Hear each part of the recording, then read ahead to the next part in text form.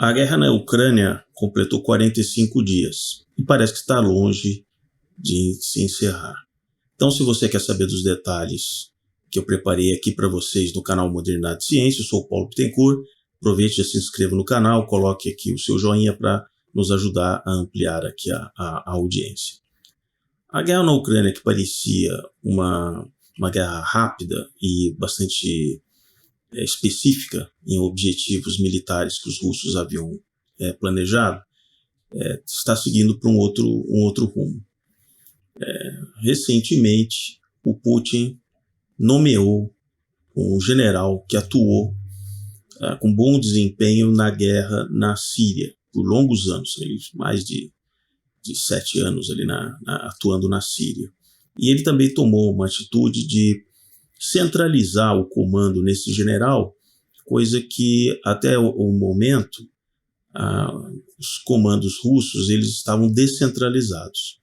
Então ele fez um reagrupamento das tropas e colocou todo o exército russo na Ucrânia sob o comando desse general. Então algumas observações que eu quero fazer rapidamente aqui com vocês. Provavelmente os russos estão avaliando agora uma guerra de longa duração. Eles aprenderam durante essas semanas, inclusive com relação às atitudes dos Estados Unidos e da União Europeia, que ficaram realmente naquelas sanções que realmente a Rússia foi absorvendo, não que ela contasse com todas elas, mas ela estava preparada, na hora que você começa uma guerra, você tem que estar preparada para o pior. Ele já vem negociando com a China, trocando, por exemplo, petróleo e aceitou que o chinês pague em yuan, e ele deve fazer isso também com outros países. Apesar de nós termos na mídia a ideia de que há um bloqueio total com relação à Rússia, isso está relacionado simplesmente aos países europeus e aos próprios Estados Unidos, Canadá, Austrália. Mas o resto do mundo não vai deixar de negociar com a Rússia simplesmente porque precisa de combustível, precisa de energia, precisa de outras coisas, então simplesmente você não vai conseguir realmente isolar a Rússia nesse sentido. Então, o Putin deve ter avaliado essa situação e partiu por um novo tipo de guerra. Em vez de ser aquela guerra cirúrgica, rápida, que obteria uma rendição dos ucranianos, o que não aconteceu, ele parte agora, no meu entender, para uma guerra de atrito, onde o tempo fica a favor da Rússia. Porque o desgaste que isso está causando para os países europeus e para os Estados Unidos é maior do que o efeito imediato das sanções com relação à Rússia. Eu vou explicar. O custo da energia em vários países da Europa subiu enormemente. Nos Estados Unidos é um pouco menos, porque os Estados Unidos têm a sua autossuficiência, afinal de contas o combustível está lá, eles estão do outro lado do oceano, eles também têm uma autossuficiência em comida. Então, a pressão sobre a alta de preço nos Estados Unidos é menor do que está ocorrendo, por exemplo, na Europa.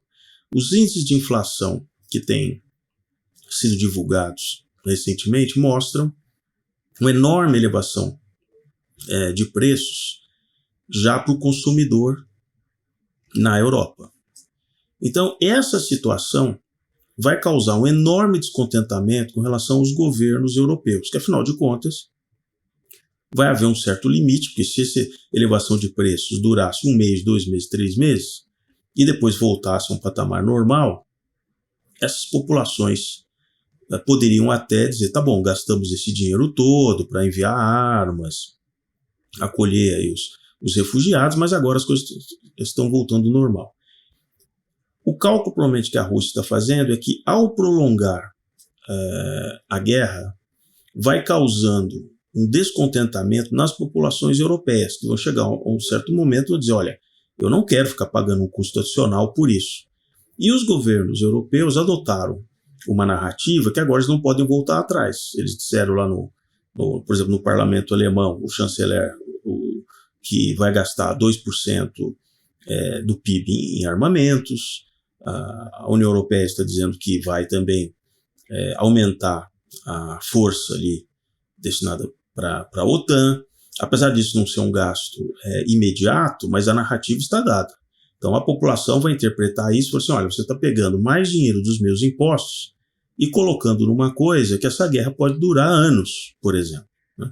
Porque ao trazer um general que atuou na Síria, a Síria é uma guerra de longa duração, que foi capitulando, por exemplo, cidade a cidade, e o Bashar al-Assad foi esperando anos para recuperar certas cidades, por exemplo. Daí a importância desse general russo, que agora passa a atuar, não só com a experiência dele em combates que envolvem cidades, cerco de cidades, tomar cidades, mas também numa guerra prolongada.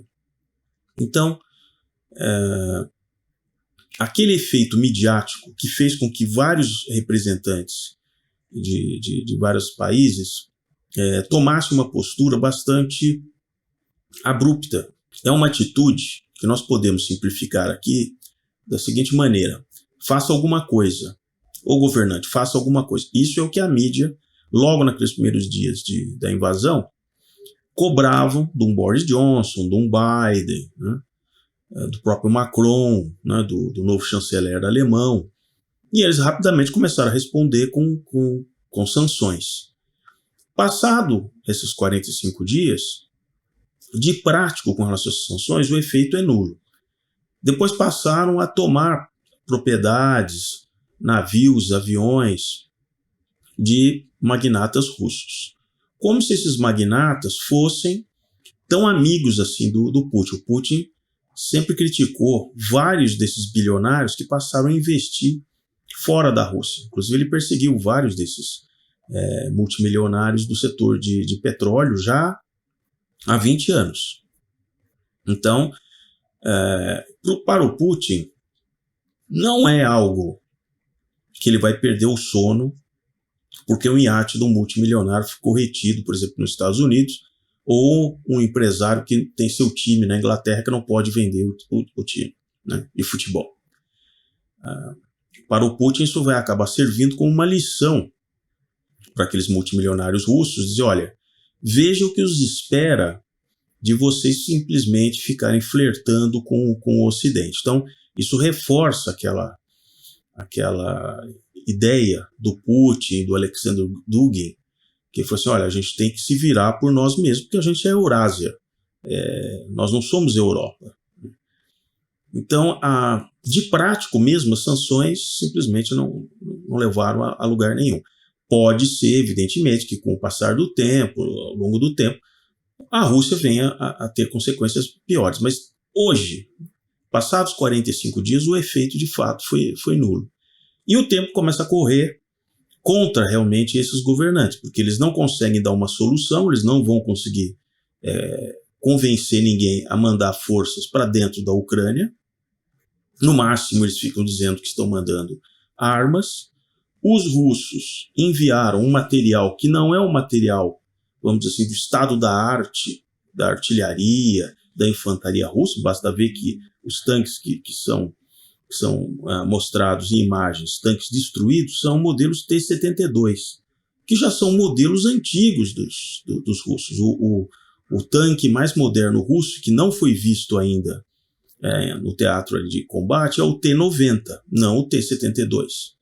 Então, me parece que os russos estão poupando suas reservas para uma ação mais prolongada e testando as reações do exército ucraniano. Mesmo a primeira onda do exército, fica claro que quem acabou sendo enviado, na sua maioria como soldados, eram recrutas, eram soldados de uma experiência menor. As forças profissionais mais sênior, sem dúvida, estão entrando agora no conflito. Para o Ocidente, para a mídia do Ocidente, os números de mortes, seja de lado a lado, podem parecer um custo muito elevado. Mas nós temos que lembrar que na Rússia, se nós considerarmos o que eles perderam na Primeira Guerra e na Segunda Guerra, se não me engano, na Segunda Guerra são mais de 10 milhões de soldados, naquele contexto, evidentemente, de Segunda Guerra. Ainda assim, os russos têm essa capacidade de absorver esse tipo de ônus, porque historicamente eles já enfrentaram perdas muito pesadas. Então eu não acredito que simplesmente os russos aliviem a força sobre a Ucrânia simplesmente porque podem ter perdido 2.000, 3.000 soldados. E aí fica já uma lição, que é a questão de como a mídia disseminada hoje, todas as redes sociais, a maneira em que é cobrado de uma autoridade um posicionamento. Hoje é muito comum que se veja num acidente ou numa manifestação política, rapidamente se cobra do político um posicionamento. Muitas vezes nós temos visto dizendo assim, o presidente tal, o deputado tal, o senador tal, ele ainda não se posicionou a respeito de tal fato que aconteceu horas atrás. Né? Antes de que existissem essas redes sociais, todos esses atores, né, sejam parlamentares, sejam pessoas do governo, do executivo, do judiciário, eles não tinham que se posicionar em questão de minutos ou horas, porque os veículos de comunicação, eles tinham aquelas pautas diárias, então no máximo você talvez levasse alguns dias para realmente ser cobrado, se posicionar. Né? Hoje não, hoje há uma necessidade meio imediata que aquela pessoa se posicione com relação a um fato. E isso leva a uma atitude muitas vezes impensada. As coisas que o Biden falou a respeito do Putin, independente do índole, do caráter, da moral do Putin, mas não estão à altura de um chefe de Estado. As agressões que ele fez, simplesmente impulsionado, porque estavam cobrando dele uma atitude: o que você vai fazer? E ele, se sentindo presidente de um país com enorme poder bélico no mundo, ele se viu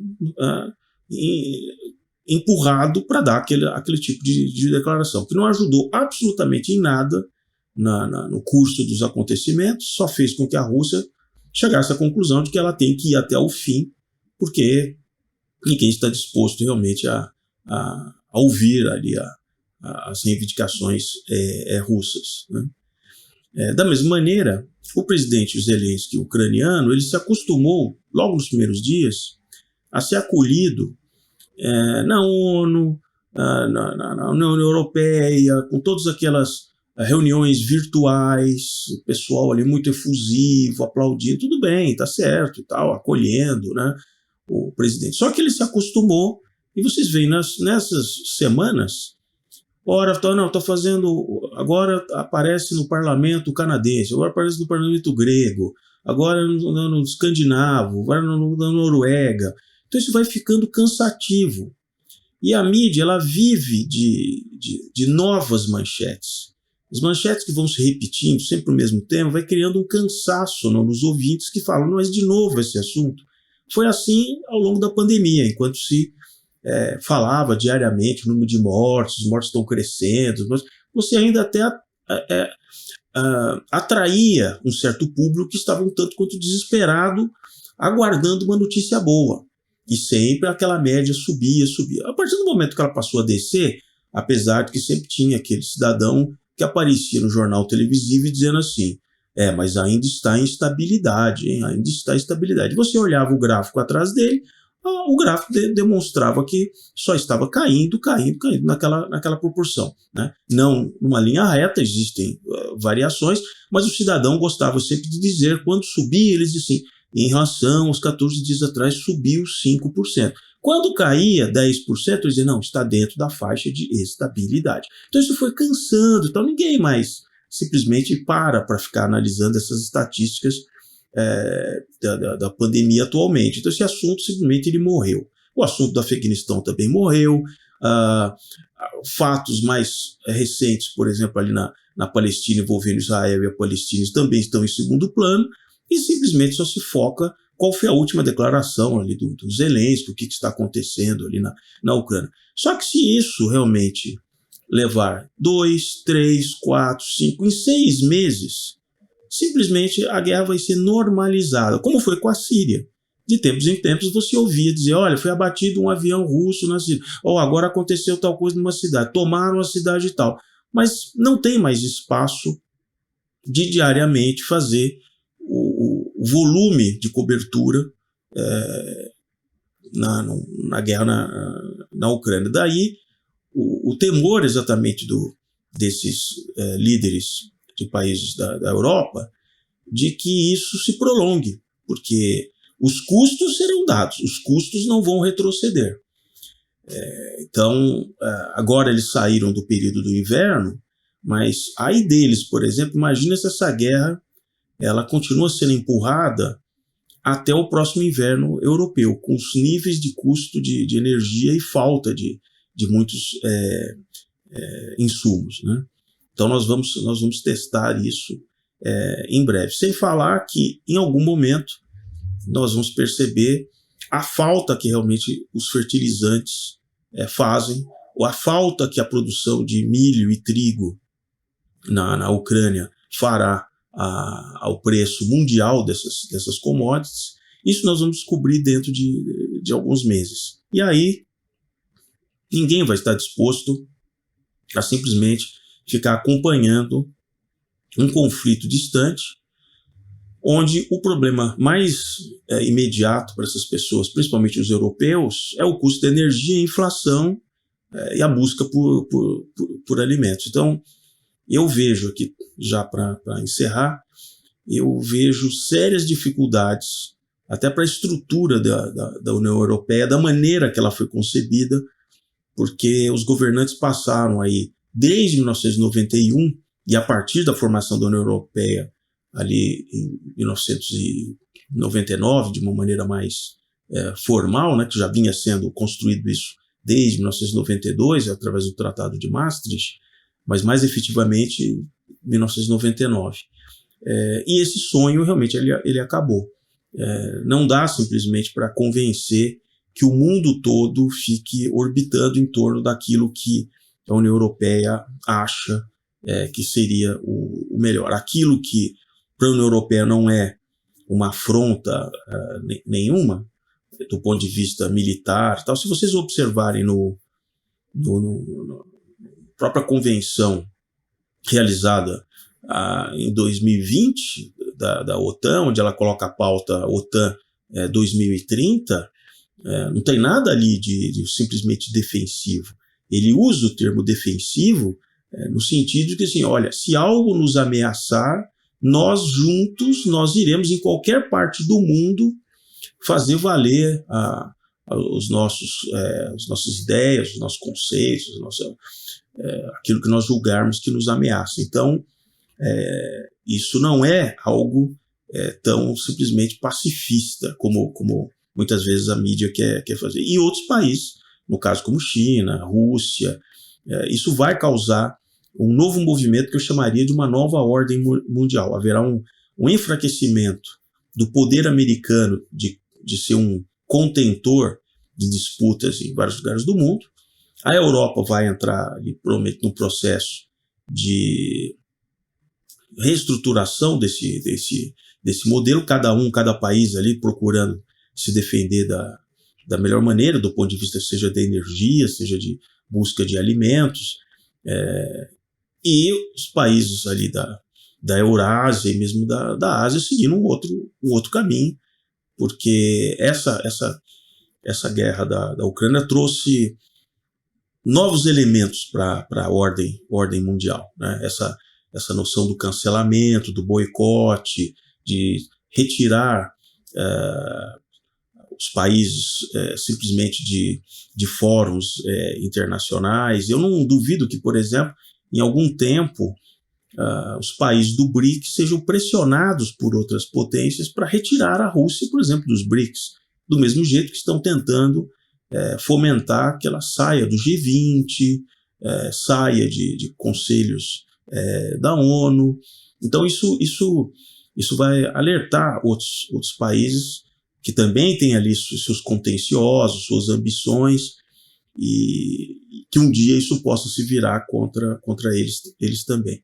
Então, para mim fica bem claro que nós vamos ter que suportar dessa situação na Ucrânia com paciência, com muita análise assim, realmente dos fatos e não simplesmente daquilo que a mídia quer nos passar e que nos força a tomar uma atitude imediata. Então você recebe uma foto, recebe ver um vídeo ali e já tem uma posição formada sobre o que está acontecendo ali.